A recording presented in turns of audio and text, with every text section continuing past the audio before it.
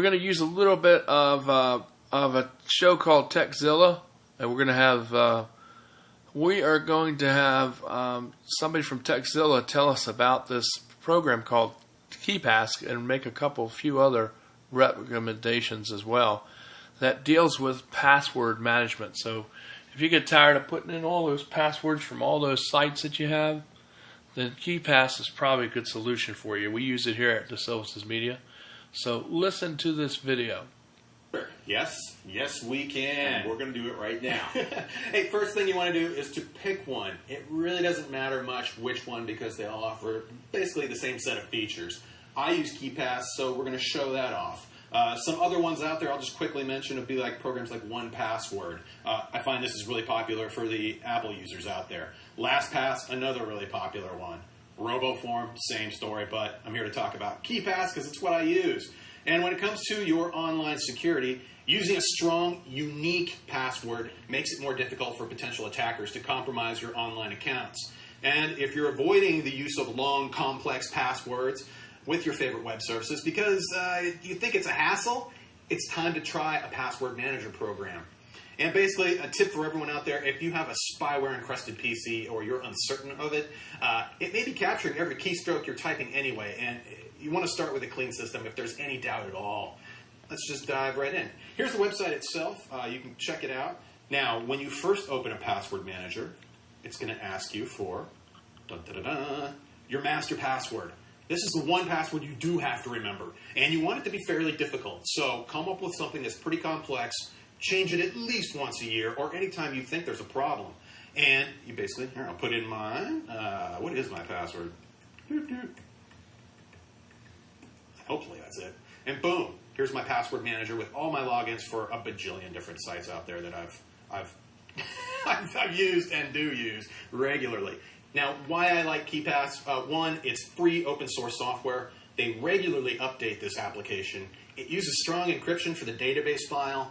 And it also includes some mobile clients, some free, some paid, and you can use it in conjunction with Dropbox for password file syncing across different devices like your computer, your notebook, your mobile device. Using on a desktop and say like my laptop or whenever I'm around, I have a plugin basically built into the browser, and I can actually pull that up real quick. There's a plugin in here that, let me just go to settings real quick. And under extensions, I've actually added an extension to make this a whole lot easier for me. This one happens to be called Chrome iPass, and it's integrated with the KeePass technology that's also installed. This just makes it super simple to basically, as I go to a web page, and if that info is already in LastPass, it will just automatically enter it in the password and username fields. And I can actually show that in action here with a website I frequent once in a while called Tim's. Let me go there. Berkeley.edu. Great site if you want to look at transportation accidents. But you may not have noticed, but right here up at the top, it actually filled in my username and password for me automatically. There is nothing stored in the browser, and it makes it very nice that way, where I don't have to go look up something or manually do it, although you can manually do it right through the program itself.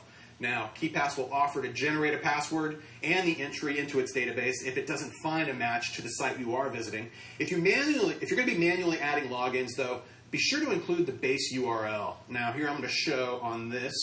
Here's an example of the application in the background, a lot of my stuff right there. But here is, if you're going to do a manual entry, we'll just say like it's this website. The password generator, you can actually take a look at what random password it's come up with. If you feel that's too long or short or not complex enough, you can actually go in and open the password generator, which is pretty cool actually. Crank this sucker up to as high as the website will support. Say like a 70-character password for your Google account if you're doing such things. If it supports all of these characters, use them because you're not going to be typing in this madness. If you really want to go crazy, do this checkbox here called Collect Additional Entropy. And what that will do is provide this screen, which allows you to then scribble around on the noise field here to generate some additional, well, basically random bits. Or you can actually put the keys in here and just start punching away randomly at that. But once that's done, click. You end up with your crazy password right there. If you want to look at it, there it is. There's no way in heck I want to try to type that into anything. That's why I'm using a password manager that will do that. However, down here at the URL, though, the last part I really want to mention on this is that when you go to type in that site, skip the HTTP part and any trailing slashes. Just put the website.com, for example. And once that's there, if you're ever on that site and there's a password username field, it's just going to enter that information automatically. And of course, if that's not the username you need, you put in either your email address or whatever it might be. Pretty cool stuff. Also, take advantage of the password generator's capabilities. Look at the website and find out how many characters they allow for their passwords, what character sets are used. Use them all that are available. And if you come across sites that are pretty weak in terms of short passwords, few character sets, maybe upper or lowercase letters with numbers, ask them to maybe change it or see if they'd be considering a change to that. And once you're comfortable with your password manager, erase any stored passwords in the web browser and stop using it for password storage. Also, stop checking the Remember Me checkbox you'll find on many password fields, right below the password fields on your favorite websites.